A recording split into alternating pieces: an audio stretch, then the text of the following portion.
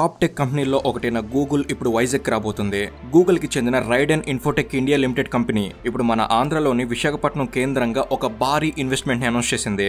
వైజాగ్ లో ఏకంగా 88,000 కోట్ల భారీ పెట్టుబడితో 1 గిగావాట్ల హైపర్ స్కేల్ డేటా సెంటర్ ని ఇక్కడ ఏర్పాటు చేయబోతున్నట్లు రైడెన్ ఇన్ఫోటెక్ అఫీషియల్ గా అనౌన్స్ చేసింది. ఈ అనౌన్స్మెంట్ కు సంబంధించి అక్టోబర్ 14న రాష్ట్ర ప్రభుత్వానికి రైడెన్ ఇన్ఫోటెక్ కి మధ్య MOU కూడా ఫైనల్ అయింది. కానీ ఈ ప్రెస్టీజియస్ ప్రాజెక్ట్ కి ఆరంభంలోనే అనేక అడ్డంకులు కూడా ఎదురవుతున్నాయి. ల్యాండ్ అక్విజిషన్ కి సంబంధించిన సమస్యలు సవాల్గా మారాయి. దాంతోపాటు ఈ భారీ డేటా సెంటర్ ని మెయింటైన్ చేసేందుకు అవసరమైన IT అండ్ క్లౌడ్ ఇన్ఫ్రాస్ట్రక్చర్ ని వైజాగ్ లో క్రియేట్ చేయడం ఎంతవరకు సాధ్యం అనేది కూడా అనుమానంగా మారింది. అయితే ఈ భారీ డేటా సెంటర్లను మెయింటైన్ చేసేందుకు భారీగా అన్ఇంటరప్టెడ్ ఎలక్ట్రిసిటీతో పాటు కొన్ని లక్షల గ్యాలన్ల వాటర్ సప్లై కూడా అవసరం. ఇలాంటి టెక్నికల్ ఛాలెంజెస్ ఎన్ని ఉన్నా ఆంధ్రప్రదేశ్ ప్రభుత్వం మాత్రం గూగుల్కి చెందిన రైడెన్ ఇన్ఫోటెక్తో MOU కూడా చేసుకుంది. విశాఖపట్నాన్ని ఆర్టిఫిషియల్ ఇంటెలిజెన్స్కి డెస్టినేషన్గా మార్చాలని ప్రభుత్వం భావిస్తుంది. దానిలో భాగంగా ఈ ప్రాజెక్ట్ ఫ్యూచర్ టెక్నికల్ అడ్వాన్స్మెంట్కి హెల్ప్ చేస్తుందన్న నమ్మకంతో ప్రభుత్వం ఉంది. ఈ భారీ ప్రాజెక్టుల వల్ల దాదాపు 2 లక్షల మందికి ఎంప్లాయ్మెంట్ రాబోతుందని అంచనా వేస్తున్నారు. కాబట్టి దీని గురించిన పూర్తి సమాచారాన్ని మీకు కూడా తెలిపే ప్రయత్నమే ఈ వీడియో. అసలు వైజాగ్లో ఏర్పాటు కాబోయే భారీ డేటా క్లస్టర్కి సంబంధించిన విషయాలేంటి, ఈ ప్రాజెక్ట్ ఎప్పటిలోపు అందుబాటులోకి రాబోతుంది, అసలు ఈ డేటా సెంటర్ విషయంలో ఎదురవుతున్న సవాళ్ళేంటి, అసలు హైదరాబాద్, బెంగళూరు, చెన్నై, ముంబై లాంటి సిటీలను కాదని గూగుల్ వైజాగ్ని ఎందుకు చూస్ చేసుకుంది, వైజాగ్ని AI సిటీగా మార్చడానికి ఈ ప్రాజెక్ట్ ఎంతవరకు ఉపయోగపడుతుంది, ఇలా ప్రతి ఒక్క విషయాన్ని మనం స్పష్టంగా వెళ్ళి మరి తెలుసుకుందాం. అండ్ వైజాగ్ రాబోతున్న ఈ భారీ టెక్ కంపెనీపై మీ అభిప్రాయం ఏమిటి తప్పకుండా కామెంట్స్లో తెలపండి. అండ్ ఇలాంటి మరెన్నో లేటెస్ట్ అప్డేట్స్ అనేవి ఇక్కడ నుంచి వెంటనే మీ కొరకు తెచ్చేందుకు మీ సపోర్ట్గా ఈ వీడియోకి జస్ట్ లైక్ చేయండి చాలు. సో లేట్ చేయకుండా let's get into the video.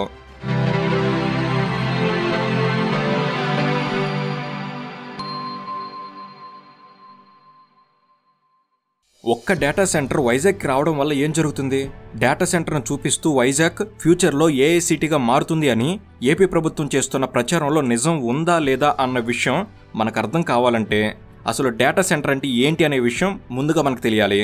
ఒక డేటా సెంటర్ అనేది వేలాది సర్వర్లను, స్టోరేజ్ సిస్టమ్స్ని మరియు నెట్వర్కింగ్ ఎక్విప్మెంట్ లాంటి కంప్యూటర్ సిస్టమ్స్ని ఒకే చోట ఆర్గనైజ్ చేసి రన్ చేసే ఒక పెద్ద ఫిజికల్ ఫెసిలిటీ. ప్రస్తుతం మనం ఉన్న డిజిటల్ ఎరాలో డేటా అనేది చాలా కీలకం. Data storage, data management, data processing, secure data management, ఇలా వివిధ రకాల డేటా మెయింటెనెన్స్కి డేటా క్లస్టర్స్ బ్యాక్బోన్గా పనిచేస్తాయి. మనం ప్రతిరోజు ఉపయోగించే cloud computing, online video streaming, chatting, social media, commerce, transactions మరియు ఆర్టిఫిషియల్ ఇంటెలిజెన్స్ మోడల్స్, ఇలా మనం వాడే ప్రతి యాప్, ప్రతి డిజిటల్ సర్వీస్కి అవసరమైన డేటా స్టోరేజ్ మరియు ప్రాసెసింగ్ అంతా ఈ డేటా సెంటర్ల నుంచే జరుగుతుంది. ఈ డేటా సెంటర్లు high availability, redundancy and efficiency ఉండేలా డిజైన్ చేయబడతాయి. అంటే ఇవి ఏ క్షణంలోనూ ఆగిపోకుండా ఉండేలా జాగ్రత్తలు తీసుకుంటారు. ఒక హైపర్ స్కేల్ డేటా సెంటర్ని సమర్థవంతంగా నిర్వహించడానికి కొన్ని ముఖ్యమైన రిక్వైర్మెంట్స్ ఉంటాయి. ముఖ్యంగా డేటా సెంటర్ మేనేజ్మెంట్గా కావాల్సింది ఎలక్ట్రికల్ పవర్ సప్లై. డేటా సర్వర్లో నిరంతరం పనిచేయడానికి భారీ స్థాయిలో ఎలక్ట్రిసిటీ అవసరం. అందుకే వీటికి most efficient uninterrupted power supply అవసరం. డీజిల్ జనరేటర్ల రూపంలో భారీ బ్యాకప్ పవర్ అవసరం. ఇక డేటా సెంటర్ మేనేజ్మెంట్కి కావాల్సిన మరో ముఖ్యమైన రిక్వైర్మెంట్స్ కూలింగ్. డేటా ట్రాన్సాక్షన్ అనేది నిరంతరంగా జరుగుతూ ఉండటం వల్ల సర్వర్లు అధిక వేడిని ఉత్పత్తి చేస్తాయి. ఈ జనరేటెడ్ హీట్ని కంట్రోల్ చేయడం చాలా అవసరం. ఎలక్ట్రానిక్స్లో ఒక ప్రిన్సిపల్ ఉంటుంది, ఎలక్ట్రికల్ పవర్ సప్లై అనేది హీట్ని జనరేట్ చేస్తుంది. ఈ జనరేటెడ్ హీట్ అనేది కండక్టర్స్లోకి కరెంట్ క్యారియింగ్ కెపాసిటీని తగ్గిస్తుంది. కాబట్టి కరెంట్ క్యారియింగ్ కెపాసిటీ తగ్గకుండా ఉండేందుకు హీట్ జనరేషన్ కంట్రోల్ చేయడం చాలా అవసరం. మన కంప్యూటర్ CPUలో కూలర్, ఫ్యాన్ ఇంటర్నల్ కూలింగ్ కోసం ఎయిర్ని పంప్ చేస్తుంది. కొన్నిసార్లు కంప్యూటర్ ఎక్కువసేపు ఉపయోగించడం వల్ల స్లో అవ్వడం మనం ఎక్స్పీరియన్స్ చేసే ఉంటాం. కాబట్టి నార్మల్ కంప్యూటర్లోనే జనరేటెడ్ హీట్ని కంట్రోల్ చేయకపోతే ఇన్కన్వీనియన్స్ని ఫేస్ చేయాల్సి వస్తుంది. అలాంటిది 24/7 గిగాబైట్ల స్థాయిలో డేటా ప్రాసెస్ చేయాల్సి వచ్చినప్పుడు ఎంత హీట్ జనరేట్ అవుతుంది. ఆ జనరేటెడ్ హీట్ని కంట్రోల్ చేయకపోతే ఇంటరప్షన్ ఏ రేంజ్లో ఉంటుందో మనం అర్థం చేసుకోవచ్చు. కాబట్టి డేటా సెంటర్లలో జనరేటెడ్ హీట్ని కంట్రోల్ చేయడానికి ఎయిర్ పంపింగ్ చేస్తే సరిపోదు, డైరెక్ట్గా వాటర్ కూలింగ్ టెక్నాలజీ అవసరం అవుతుంది. ఈ వాటర్ కూలింగ్ టెక్నాలజీ కోసం భారీగా వాటర్ సోర్సెస్ అవసరం. ఇక డేటా సెంటర్కి అవసరమైన మరో ముఖ్యమైన అంశం హై స్పీడ్ నెట్వర్క్ కనెక్టివిటీ. డేటాను ప్రపంచవ్యాప్తంగా వేగంగా ట్రాన్స్ఫర్ చేయడానికి ఈ సెంటర్లను ఇంటర్నేషనల్ సబ్మెరైన్ కేబుల్స్ ద్వారా ల్యాండింగ్ స్టేషన్స్తో డైరెక్ట్గా కనెక్ట్ చేయాలి. సాధారణంగా మనం ఇంటర్నెట్ అంతా శాటిలైట్స్ ద్వారా జరుగుతుందని అనుకుంటాం. కానీ డిజిటల్ డేటా ట్రాన్స్ఫర్ అనేది చాలా వరకు సముద్రం అడుగున వేసిన సబ్మెరైన్ కేబుల్స్ ద్వారానే జరుగుతుంది. వీటిని సబ్మెరైన్ ఫైబర్ ఆప్టిక్ కేబుల్స్ అంటారు. ఈ కేబుల్స్ మనం సాధారణంగా చూసే ఎలక్ట్రిక్ వైర్స్లా కాకుండా చాలా సెన్సిటివ్గా ఉంటాయి. సముద్రం లోపల వేసిన ఈ కేబుల్స్ భూమిపై ఉండే డేటా సెంటర్కి కనెక్ట్ కావాలి. దీనికి గాను కేబుల్ ల్యాండింగ్ స్టేషన్ అవసరం అవుతుంది. ఇక డేటా సెంటర్కి అవసరమైన మరో ముఖ్యమైన విషయం సేఫ్ అండ్ సెక్యూర్డ్ ఇన్ఫ్రాస్ట్రక్చర్. ఈ క్రిటికల్ ఇన్ఫ్రాస్ట్రక్చర్ ఫిజికల్గా మరియు సైబర్ సెక్యూరిటీ పరంగా అత్యున్నత సెక్యూరిటీ మెజర్స్ అవసరం. కాబట్టి ఒక డేటా సెంటర్ నిర్వహించడానికి 1 uninterrupted power supply, 2 water cooling system, 3 cable landing station మరియు కేబుల్ ఇన్ఫ్రాస్ట్రక్చర్, ఈ 4 అంశాలు అవసరం. సో ఇదంతా డేటా సెంటర్ అంటే ఏంటి, అది ఎలా పనిచేస్తుంది అనే విషయాలకు సంబంధించిన ఇన్ఫర్మేషన్. అయితే ముంబై, చెన్నై లాంటి టెక్ డెవలప్డ్ కోస్టల్ సిటీలను కాదని Google affiliated company Raiden Infotech విశాఖపట్నాన్ని ఎంచుకోవడానికి కొన్ని స్ట్రాంగ్ స్ట్రాటజిక్ రీజన్స్ ఉన్నాయి. అత్యంత ముఖ్యమైన రీజన్ విశాఖపట్నం యొక్క జియోగ్రాఫికల్ లొకేషన్. ఈస్ట్ కోస్ట్లో లొకేట్ అయ్యి ఉన్న విశాఖపట్నంలో ఇప్పటికే 3 ఇంపార్టెంట్ సబ్మెరైన్ కేబుల్ ల్యాండింగ్ స్టేషన్లు ఉన్నాయి. ఈ కేబుల్కి నేరుగా అనుసంధానం అవ్వడం వల్ల ఈ డేటా సెంటర్ ఆసియా పసిఫిక్ రీజియన్కి మరియు దేశంలోని తూర్పు ప్రాంతాలకి ఫాస్టెస్ట్ డేటా ట్రాన్స్మిషన్ అందించగలుగుతుంది. ఇది డేటా వేగాన్ని, రిలయబిలిటీని ఇంప్రూవ్ చేస్తుంది. ఫైబర్ ఆప్టిక్ కనెక్టివిటీ పరంగా వైజాగ్కి ఇది చాలా పెద్ద అడ్వాంటేజ్. ఇక రెండో కారణం రిస్క్ డైవర్సిఫికేషన్. మన దేశంలో మెజారిటీ డేటా సెంటర్లు వెస్ట్రన్ కోస్టల్ లైన్ వైపే ఉన్నాయి. ఈస్ట్ కోస్ట్లో ఒక భారీ డేటా హబ్ని ఏర్పాటు చేయడం ద్వారా ఏదైనా న్యాచురల్ డిజాస్టర్ లేదా లోకల్ ఇంటరప్షన్ జరిగితే గూగుల్ సర్వీసెస్ డిస్టర్బ్ కాకుండా చూసుకోవచ్చు. దాంతోపాటు చెన్నై, బాంబేలలో ల్యాండ్ అవైలబిలిటీ అనేది చాలా తక్కువగా ఉంటుంది. గూగుల్ ప్రపోజల్కి తగ్గట్టుగా 1 గిగావాట్ కెపాసిటీ డేటా సెంటర్లకు అవసరమైన 100 ఎకరాల భూమి తక్కువ ధరలో కావాలి అంటే వైజాగ్ అనేది బెస్ట్ చాయిస్ అవుతుంది. దాంతోపాటు వరల్డ్ క్లాస్ డేటా సెంటర్కి కావాల్సిన రిసోర్సెస్ని సమకూర్చడంలో విశాఖపట్నం కొన్ని కీలకమైన రిక్వైర్మెంట్స్ విషయంలో కూడా స్ట్రాంగ్గా ఉంది. కానీ ఈ డేటా సెంటర్కి అవసరమైన ఎలక్ట్రికల్ పవర్ సప్లై మరియు వాటర్ కూలింగ్ విషయంలో ఎఫిషియెంట్ సస్టైనబిలిటీ కోసం పెద్ద ఎత్తున ప్లానింగ్ అవసరం. గూగుల్ అనుకున్నట్టు 1 గిగావాట్ సామర్థ్యం గల హైపర్లూప్ డేటా క్లస్టర్ని మెయింటైన్ చేయాలి అంటే భారీగా ఎలక్ట్రిసిటీ కావాలి. దీనికోసం గూగుల్ ప్రత్యేకంగా రెన్యూవబుల్ ప్రాజెక్ట్ స్టార్ట్ చేసి ఓన్గా పవర్ గ్రిడ్ ఏర్పాటు చేసుకుని బెటర్ పవర్ డిస్ట్రిబ్యూషన్ నెట్వర్క్ని కూడా సెటప్ చేసుకోబోతున్నారు. వీటన్నిటి కోసం అడిషనల్గా మరో 20,000 కోట్ల రూపాయల ఇన్వెస్ట్మెంట్ పెట్టబోతున్నారు.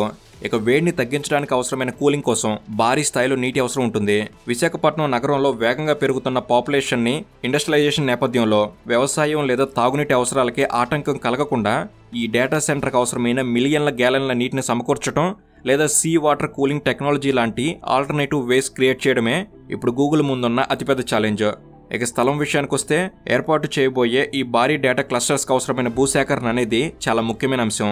విశాఖపట్నంలో తర్లువాడ, అడవివరం, రాంబిల్లి ప్రాంతాల్లోని 3 వేర్వేరు క్యాంపస్ల్లో ఈ క్లస్టర్ నిర్మించబోతున్నారు. ప్రాజెక్టు ప్రారంభంలోనే ల్యాండ్ అక్విజిషన్కి సంబంధించిన అనేక సమస్యలు మొదలయ్యాయి. ముఖ్యంగా ఈ డేటా సెంటర్లు ఎక్కడైతే ఏర్పాటు కాబోతున్నాయో తర్లువాడ, అడవివరం, రాంబిల్లి ప్రాంతాల్లోని రైతులు భూమిని కోల్పోతున్నామని, తమకు ప్రభుత్వం ప్రకటించిన పరిహారం సరిపోదని మొదట్లో ఆందోళన వ్యక్తం చేశారు. చాలా మంది భూమిని ఇచ్చేందుకు అంగీకరించలేదు.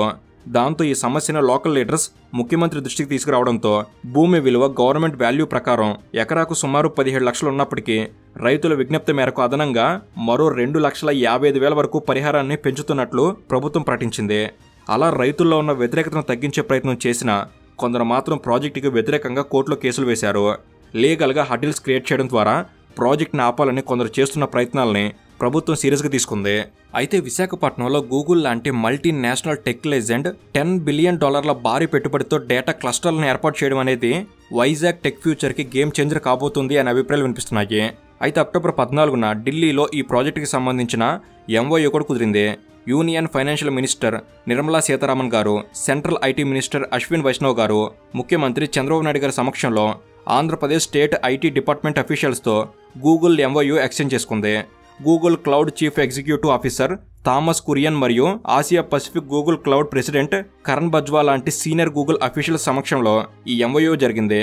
వైజాగ్లో ఏర్పాటు చేస్తున్న ఈ డేటా సెంటర్ గురించి గూగుల్ CEO సుందర్ పిచాయ్ డైరెక్ట్గా ప్రైమ్ మినిస్టర్ మోడీతో మాట్లాడి కన్ఫర్మ్ చేశారు.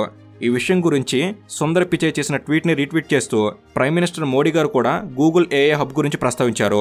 ఈ ఇన్వెస్ట్మెంట్ వికసిత్ భారత్ అనే మిషన్ని బిల్డ్ చేయడానికి ఉపయోగపడుతుందని మోడీ గారు కూడా కన్ఫర్మ్ చేశారు. కాబట్టి వైజాగ్ కేవలం ఆంధ్రప్రదేశ్కు మాత్రమే కాదు, మొత్తం ఇండియాలోనే AI డ్రివెన్ సిటీగా మారబోతుంది. రాబోయే 2 ఏళ్లలో నిర్మాణం ప్రారంభించి 2028-2030 నాటికి పూర్తి స్థాయిలో ఆపరేషన్ స్టార్ట్ చేయాలనే టార్గెట్తో ముందుకెళ్తున్నారు. అయితే గూగుల్ చేస్తున్న ఈ ఇన్వెస్ట్మెంట్ అనేది డైరెక్ట్గా ఇండైరెక్ట్గా దాదాపు 2 లక్షల మందికి ఎంప్లాయ్మెంట్ కల్పించబోతుంది. దీంతో పాటు MOU ఎక్స్చేంజ్ సందర్భంగా ఏపీ ముఖ్యమంత్రి కొన్ని ఆసక్తికరమైన వ్యాఖ్యలు చేశారు. గతంలో హైదరాబాద్ ఫ్యూచర్ని మైక్రోసాఫ్ట్ ఎలా మార్చిందో ఇప్పుడు గూగుల్ కూడా ఆంధ్రప్రదేశ్లో అదే చేయబోతుందన్నారు. నిజానికి గూగుల్ లాంటి కంపెనీలు ఇంత భారీ పెట్టుబడులు పెట్టడం అనేది ఇండస్ట్రీకి పాజిటివ్ సిగ్నల్స్ ఇస్తుంది. ఆంధ్రప్రదేశ్ క్రెడిబిలిటీ కూడా పెరుగుతుంది. దానివల్ల ఇతర కంపెనీలు కూడా ఆంధ్రప్రదేశ్లో పెట్టుబడి పెట్టేందుకు ఇంట్రెస్ట్ చూపిస్తాయి, ముందుకొస్తాయి. Artificial intelligence, cloud computing and other high and technology based కంపెనీలు వైజాగ్లో ఇన్వెస్ట్ చేసేందుకు ఇంట్రెస్ట్ చూపించే అవకాశాలున్నాయి. అయితే గూగుల్ కాబట్టి ఆ కంపెనీకి కావాల్సిన అన్ని అనుమతులు సింగిల్ విండో విధానంలో లభించాయి. కాబట్టి భవిష్యత్తులో ఆంధ్రప్రదేశ్లో పెట్టుబడులు పెట్టాలనుకునే కంపెనీలకు కూడా ఇదే విధంగా సింగిల్ విండో విధానంలో అనుమతులు ఇస్తే ఆంధ్రప్రదేశ్ని ఐటీ హబ్గా, ఏఐ క్యాపిటల్గా మార్చడం పెద్ద కష్టమేమి కాదు. అయితే ఈ పెట్టుబడులు, దానివల్ల లాభాలు ఇవన్నీ ఎన్ని ఉన్నా ఇలాంటి ఇన్వెస్ట్మెంట్ నుంచి వచ్చే మెజారిటీ బెనిఫిట్స్ మాత్రం ఆంధ్రప్రదేశ్ యువతకు దక్కాలని కోరుకుందాం. అయితే వైజాగ్ని ఏఐ డెస్టినేషన్గా, ఏఐ హబ్గా మార్చాలని చేస్తున్న ప్రయత్నాన్ని ప్రతి ఒక్కరూ ఖచ్చితంగా అభినందించి తీరాలి. కానీ ఇదే వైజాగ్లో స్టీల్ ప్లాంట్ ప్రైవేటైజేషన్ విషయంలో ఇంకా అనేక అనుమానాలు ఉన్నాయి. ఇప్పటికీ స్టీల్ ప్లాంట్ ఉద్యోగుల్లో అభద్రతా భావం పూర్తిగా తొలగిపోలేదు. 2025 ఆగస్టులో స్టీల్ ప్లాంట్కి సంబంధించిన 14 యూనిట్లను ప్రైవేట్ సంస్థలకు అప్పచెప్పారు. కాబట్టి బహుశా స్టీల్ ప్లాంట్ మొత్తాన్ని ఒకేసారి ప్రైవేట్ పరం చేయకుండా విభాగాలుగా డివైడ్ చేసి ప్రైవేట్ సంస్థలకు ఇస్తున్నారు అనే అభిప్రాయాలు కూడా వినిపిస్తున్నాయి. కాబట్టి వైజాగ్ని ఏఐ హబ్గా మార్చడం గొప్ప విషయమే కావచ్చు. కానీ అదే సమయంలో స్టీల్ సిటీ అనే బ్రాండ్ని కాపాడాల్సిన అవసరం కూడా ఇదే ప్రభుత్వం మీద ఉందన్న విషయాన్ని గుర్తుంచుకోవాలి. సో ఇది ఫ్రెండ్స్, జరుగుతున్న ఈ విషయాలపై మీ అభిప్రాయం ఏమిటి తప్పకుండా కామెంట్స్లో తెలపండి. అండ్ ఇలాంటి మరిన్ని లేటెస్ట్ అప్డేట్స్ అనేవి ఇక్కడ నుంచి వెంటనే తీసుకురాబోతున్నాం. ప్రతి ఒక్కటి మీ వరకు చేరేందుకు తప్పకుండా మన తెలుగు నాలెడ్జ్ సబ్స్క్రైబ్ చేసుకుని బెల్ని రెడీగా పెట్టుకోగలరు. Thank you for watching. Have a good day.